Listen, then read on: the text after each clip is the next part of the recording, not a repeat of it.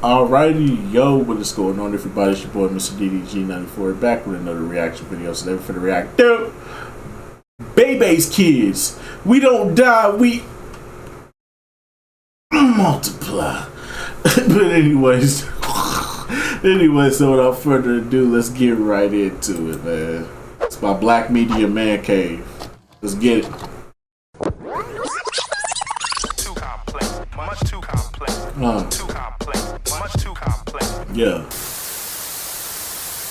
Welcome to the Black Track, where I do commentary and review of movies with an all-black cast, or at least a black lead. Today's movie has a lot of firsts. Not only is it the first animated movie on the Black Track, but it's also the very first black animated feature-length film. That movie is Bebe's Kids, a 1992 film based off a hugely popular stand-up routine by comedian Robin Harris. R.I.P. Robin Harris. Harris complains about the fact that when he goes to take a new woman out on a fun date with her son, she brings along 3 more kids, who she's babysitting for her best friend Bebe, and they turn out to be fucking Bebe. The film, to my disappointment, ends up being a beat-for-beat, almost scene-for-scene reenactment of the comedy routine, changing very little and even going as far as to cast Robin Harris as himself in the movie. Well, not exactly. Let me give you a quick backstory. During the mid to late 80s, Robin Harris was one of the funniest underground comedians traveling the country. He got a start being an MC for comedy shows until he was given the opportunity to do his own sets. If I had to describe Robin Harris' comedy, I think the best description is drunk uncle comedy. That's not an insult. Some of your favorite comedians can be described as uncle at the cookout comedy, including comedians like Ricky Smiley, D.L. Hughley, and Bernie Mac. And guess what? Every last one of them have admitted to being inspired in some way by Robin Harris. After doing the comedy circuit for several years, Harris was well on his way to stardom after getting small roles in I'm Gonna Get You Sucker, Do the Right Thing, and Harlem Nights. But he's perhaps most known for his biggest role ever in the original House Party, where he starred alongside Kid and Play as Pops, the wisecracking father of Kid. Check out my House Party Black Track for more info on that. Unfortunately, Robin Harris passed away from a heart attack only 9 days after the release of House Party, so he never got the chance to even enjoy his newfound fame or reach the pinnacle of his comedy career. In my personal opinion, I consider Robin Harris to be the notorious B.I.G. of the comedy world. Facts. Somebody who had a tragically short career but left us with classic material. There's all kinds of what-ifs when it comes to Robin Harris, Most but it's definitely. almost universally agreed that he was going to have a huge career. This reality is no more evident. Most definitely. If Robin Harris was still alive today, he'd be top 5, hands down. He might, matter of fact, he might be top 2, and he might not be 2. I'll put it like this: if Robin Harris was still alive today, Dave Chappelle would not be the best comedian in the world right now. That's what I will say. Dave Chappelle would not be the best comedian in the world right now if Robin Harris was still alive, was still with us. Robin Harris would be destroying shit as we speak. The way how this world's set up. You learned that Reginald Hudlin, who directed easy and wrote House punchline for Party, Robin Harris. was in the early stages Easy of producing a punchline. live-action TV show based on Robin Harris's hugely popular Bebe Kids routine. The TV show was set to even star Robin Harris, but with his untimely death, Hudlin was forced to shelve the project temporarily. Not wanting to kill it completely, Hudlin shopped it around Hollywood until it finally landed with Paramount Pictures. At the time, Paramount was interested in hyping up their animated division, so the decision was made to give the movie to their animation studio, Hyperion, and turn the live-action Bebe's Kids into an animated full-length movie. The task of bringing it to life fell to established animator and writer Bruce W. Smith, who had already animated on films like Who Framed Roger Rabbit and Rover Dangerfield. Bebe's Kids was going to be his first time in a director's chair, so there's another first. If the name Bruce W. Smith doesn't sound familiar, he's the man responsible for the Proud Family series and the critically acclaimed Hair Love short. So with all that in place, that just left one final problem. How can we do a Bebe's Kids movie without the man who invented Bebe's Kids himself? Well, to fix that, Hudlin sent a representative to a comedy club to approach a young up-and-coming comedian who was doing an impression of Robin Harris as a tribute to his late friend. This young comedian was a then unknown Faison Love, who openly admits he wasn't the best comedian, but had a hell of a Robin Harris impersonation. This made him perfect for the role, and with that, Faison Love got his first voice acting job, and technically first movie, and the Bebe's Kids movie was off and running. So to bring it back around, even though the character in the film is named Robin Harris, and he has Robin Harris's voice, it's of course not actually him. With all that it took to bring this movie to reality, including the creator passing away and changing from live action to animation, did Bebe's Kids end up a success against all odds, or did it struggle under the weight of all of its setbacks? Let's blacktrack and find out. I say it succeeded, because it's still a hood classic. Right from the start, I just loved the art direction of Bebe's Kids. Bruce W. Smith said that he was inspired by a Harlem Renaissance book that he had received prior to animating the film. He wanted it to look unique, so he gave the movie kind of an asymmetrical look, with washed out colors in the background. The best way to describe it is that it just looks urban. Even if there were no characters in the scene, you would know right away that it was set in a predominantly black neighborhood, and that was the goal. The added characters in the bar scene just further drives the point home. There's an old drunk, an old prostitute, a younger drunk, and a younger prostitute. Oh, you think I'm just being mean by calling them hookers? Well, what do you think she's offering Robin Harris here? Car insurance? If this scene had any dialogue, it probably would have sounded something like this. You want some company, Big Daddy? Oh, by the way, Bebe's Kids is rated PG-13. Hey, I only said it was animated. I never said it was a kids movie. I feel like I vaguely remember it being sort of marketed to kids on TV though, but it was obvious they wanted to maintain as much as the adult humor in Robin Harris's stand-ups, as well as the canceled live-action version. Bottom line, I wouldn't let my kids watch it, but the times were different back then, and in 1992, parents took their kids to see this like it was the next Black Panther. Bebe's Kids is another one of those movies that starts you at the end and then fills in the gaps. Yeah, not even cartoons are immune from this gimmick.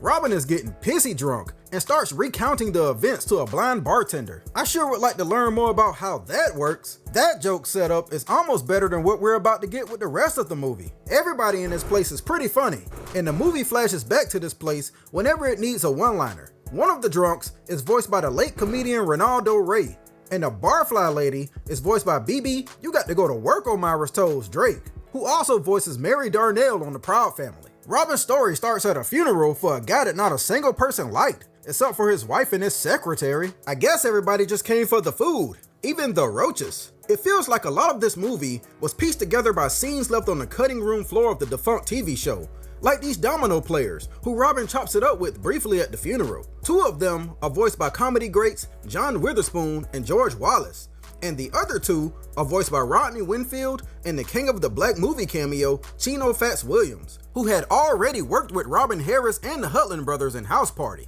All of these colorful characters makes it seem as if Bebe's Kids has a deeper lore and backstory that we kind of stumbled into the middle of, and I'm intrigued by it. That's why it sucks so much that from here on out, the movie just visually recreates the Bebe's Kids stand-up routine and doesn't try to build upon the lore that I'm sure was already established from the show and change the story up. Robin meets a girl named Jamaica at the funeral, and don't you just love how absolutely aesthetically African her name is? I'm glad they didn't try to generic it up to appease a wider audience. Pretty much all the names are unapologetically black in this movie, and there's not a damn thing wrong with that. Jamaica looks a hell of a lot like Elise Neal. Wait, is she supposed to be Elise Neal? Jamaica is actually voiced by Vanessa Bell Calloway, and if you need a reminder of who that is, woof, woof, woof. Oh wow, really? Robin Harris don't waste no time. He covers about a month's worth of courtship in one night. Not bad for an alcoholic stranger.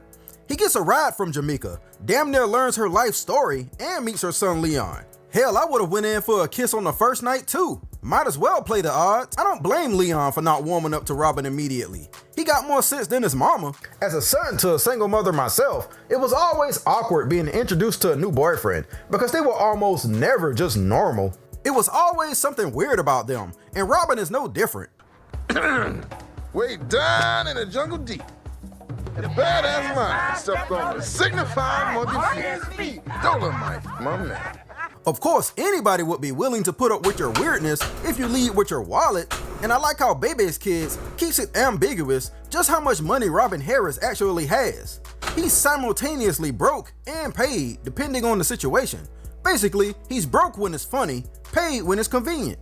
The next morning, he meets up with Jamaica expecting to only see Leon, but she has 3 more kids with her, her friend Bebe's kids. And you know, I was ready to go in on the absolute audacity of Jamaica to expect the man she met last night to pay to take somebody else's kids out. But this man Robin did try to mash them potatoes on the first night, so she's probably just trying to test to see how much he'll put up with to get some of that Jamaica juice. The first of Bebe's kids is a baby named Pee-wee, voiced by rapper Tone Loc. A joke that writes itself when you hear what Tone Loc sounds like. Oh my goodness, those are double knit pants, are they? Try to bring it back, huh? He sounds like he smokes Newports, and I would not be shocked. Next is the older son named Khalil, voiced by Marquez Houston. Yep, that Marquez Houston. And he's talked about how this was his first everything. First movie, first starring role, first voice work, and the first single of his new group Immature was featured on the soundtrack. He credits this movie with kickstarting his entire career. And then there's the oldest daughter, LaShawn, who's voiced by first-time actress Jonelle Green.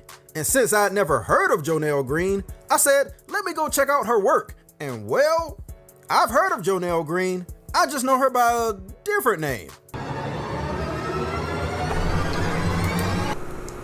I need to do some research. Who's a freaky ass nigga? Who's a freaky ass Freaky nigga? frog. Who's a freaky ass nigga? You a Who's a freaky freaky frog. ass nigga? Who's a freaky ass nigga? Fucking Who's freaky a freaky frog. ass nigga? Who's a freaky frog. ass nigga? I need to do some Who's a research. freaky ass nigga? Who's a freaky ass Big nigga? ass Summer Who's a Party freaky 4, ass Juicy nigga? Wet Ass Who's is a freaky 5, ass nigga? Who's a Black freaky Big ass nigga? Butt Nurses Who's a freaky 2, ass nigga? First Who's a Time freaky Black ass Amateurs nigga? 3, Who's a freaky Ass and nigga? Mo Ass Who's a Orgy freaky 4, ass nigga? Ass Who's and a Mo freaky ass Ass nigga? 8, Who's a freaky All ass That nigga? Ass Who's a freaky 38, ass Sneaky nigga? in the Shop. Who's a freaky ass nigga? Who's a freaky ass nigga?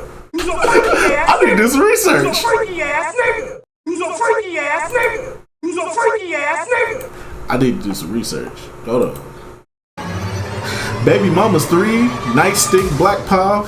And don't think I'm judging, because Jonelle Green has a bigger filmography than half the people in this movie, so she must have done something right. Actually, quite a few things right. But I digress. A film is a film. Now, in the stand-up, Robin Harris took the kids to Disneyland. But I guess the Mouse House said, I wish you would, to using that idea in the movie. So instead, they created a fake Oh, I Bruce gotta do called some research Funworld. after this. It would be some years before Disney would actually work with Bruce W. Smith, tasking him with creating Dr. Facilier, the villain in The Princess and the Frog. Fun World basically is the same thing as Disney, expensive entry fee and all. See, this is where me and Mr. Harris diverge, because if you've ever been to Disney, ain't no way I'm spending that much money, especially for kids that ain't mine.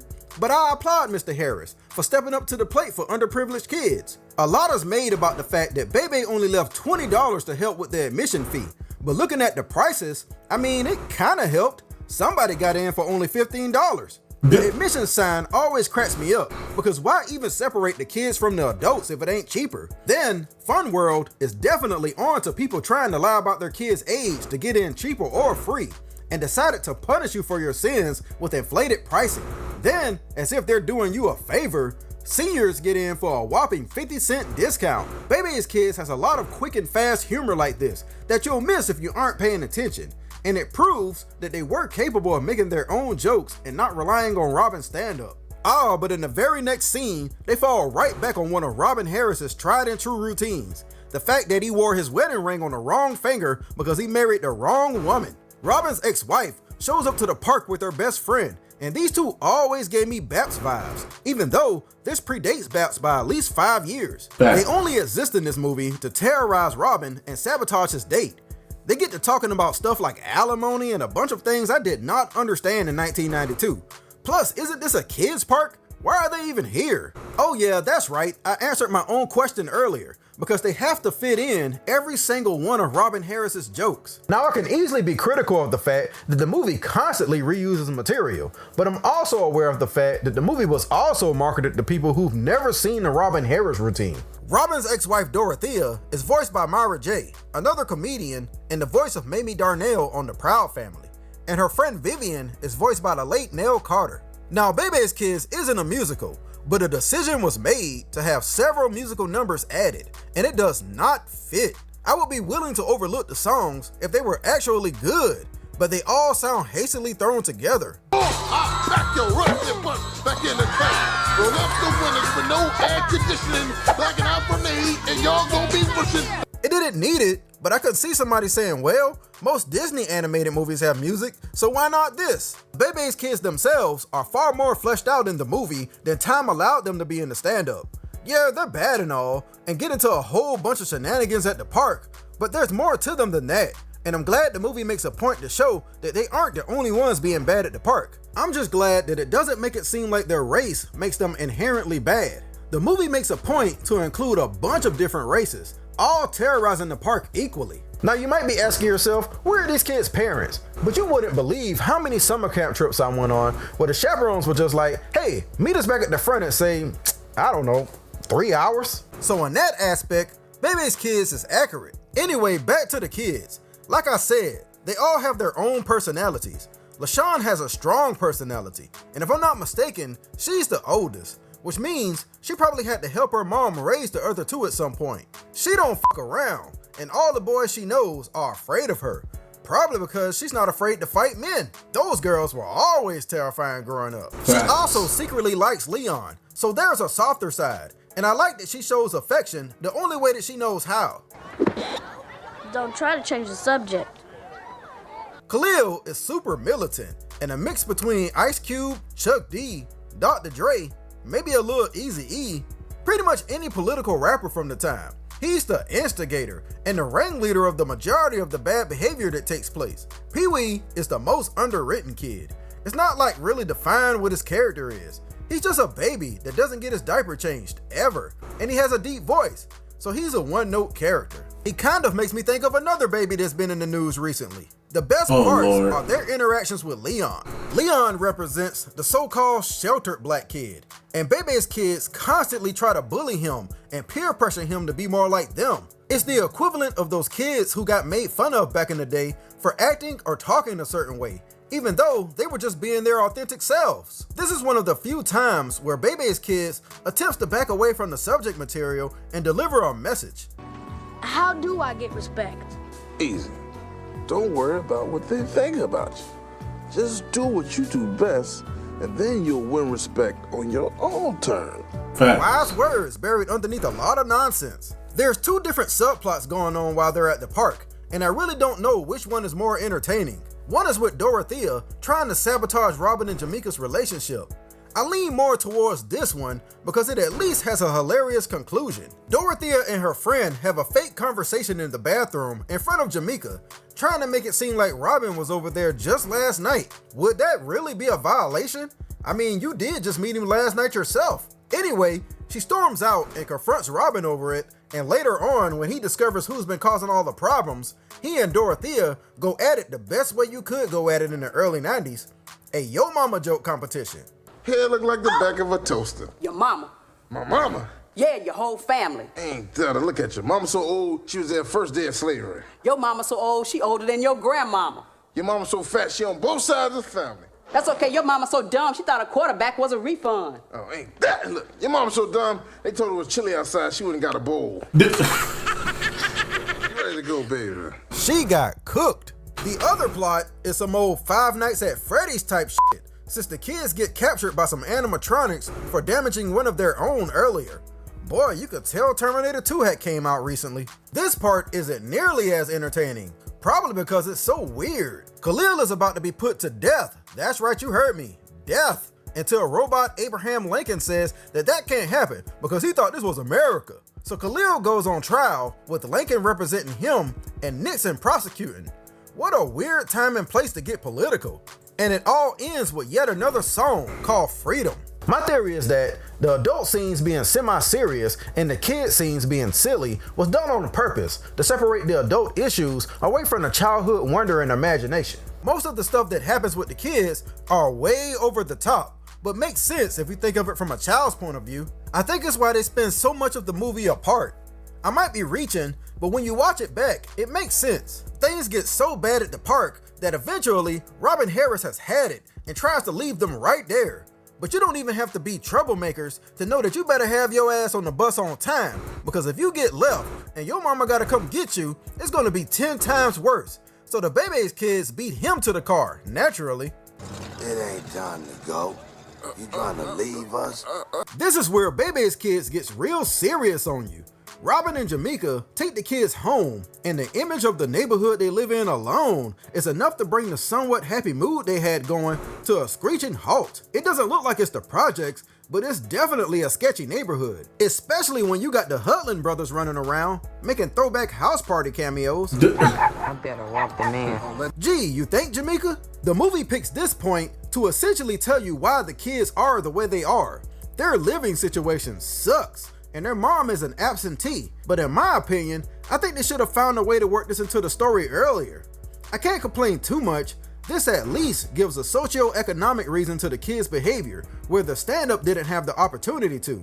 To further drive it home, Jamaica and Robin have a heated discussion about the role of a father in the kids' lives. And I like it, but damn if it ain't too late for all this. It's the end of the story, and we're back where we were in the beginning with Robin in the bar being depressed about the situation. He leaves after having a revelation about where he might end up, and when he opens the door, Jamaica is outside waiting on him. Hey, how'd she know he was here? Is his alcoholism that notorious? They make up and share what might be the most awkward makeout session I think has ever been drawn for an animated movie.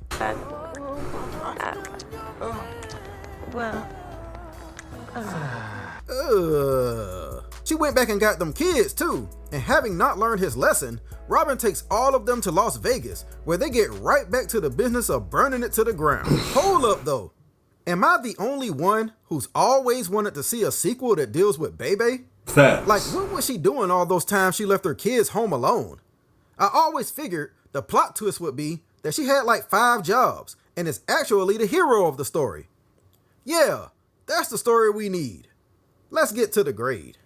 That is a good theory though. What about Bebe? We do need to see. Bebe's Kids is a weird time capsule of a movie. On one hand, it deserves so much credit for not only being the first black animated feature, but also kickstarting so many careers and trends. On the other hand, the movie lacks creativity and feels a bit rushed. I know that sounds weird to say because animation takes a hell of a long time, but I find myself disappointed with the fact that the creators lean so heavily on Robin Harris's material. There's paying tribute, but then there's outright imitation, and Bebe's Kids is a complete imitation of all of Robin Harris's best work. The problem with that is that if you watch or have watched any of Robin's material, then you'll come away from the movie unimpressed.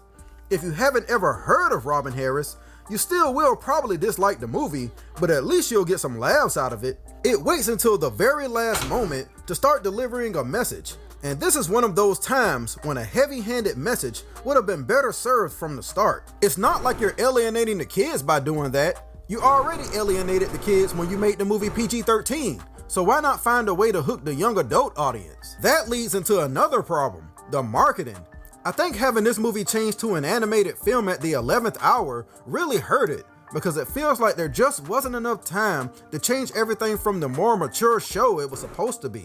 So in an attempt to try to make it appeal to everybody, a bunch of half-hearted changes were made to try to reach all ages. As a result, the film was just barely profitable, and I can't help but wonder if they had just stuck with one demographic, it might have been better received. Of course, this was before animated movies and shows were able to be R-rated, so Bebe's Kids was handicapped by the time period. Now, full disclosure, I was a huge fan of Bebe's Kids growing up, and I watched it a bunch of times as a kid. However, I can't let nostalgia blind me to its glaringly obvious faults. No matter how much I love Robin Harris's comedy, probably will be an unpopular opinion, but my grade for Bebe's Kids is a D+. Wow. The comedy, the art style, and its status as a trendsetter just barely keeps it from being worse than what it is. And that's it for this episode of The Black Track. As usual, let me know what you thought about the movie Bebe's Kids in the comments below. Did you feel like it had more redeeming qualities than I did? Let me know. And if you... I don't know about a D+, brother. I give it a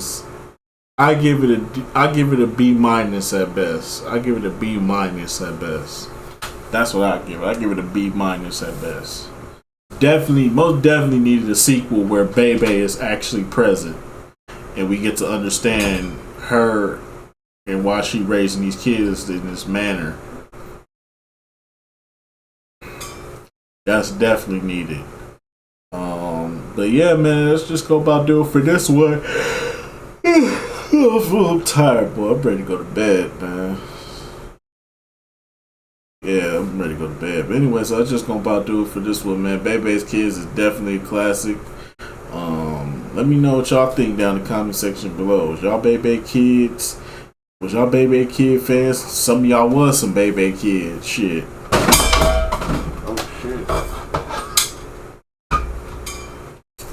I ain't gonna lie, I was a Bebe Kid myself. I ain't gonna lie to you. But anyways, though, that's just gonna about do it for this one. I'll see y'all in the next video. Till then, peace out.